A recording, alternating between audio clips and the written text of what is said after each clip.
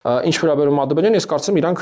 առնվազն սպասելու են մինչև 2026 թվականի հունիս, որպեսզի Հայաստանն թե իրենք ինչ Հայաստանի հետ գործ ունեն,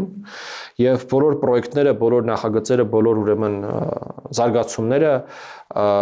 տեղի ունենալու հենց 26 թվականի հունիսից հետո, որովհետեւ դա ըստ էության Հայաստանի պատմության մեջ երևի թե կարևորագույն ընտրություններն են լինելու։ Դրանով է որոշվելու թե Հայաստանը ինչպիսի պետություն է, դեպի ուր է գնում, շարունակում է արդյոք առաջնորդվել այն ռազմավարությամբ, որ մենք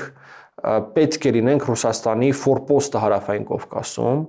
որ դրա դիմաց իրանք մեզ պաշտպանում են, թեպետ 21-ին եւ 22-ին մենք տեսանք, որ իրենք մեզ դրա դիմաց չեն պաշտպանում,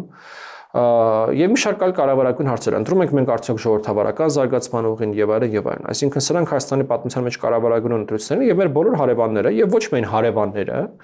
ուշի ուշով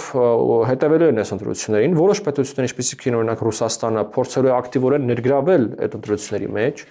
Այս ընտրությունները նաև դատապարտված են լինել աշխարհաքաղաքական process-ների կիզակետում, ինչքան էլ դա որոշ մարդկանց դուր գա կամ դուր չգա, մարդիկ ասում են, այնպես անենք չլինեն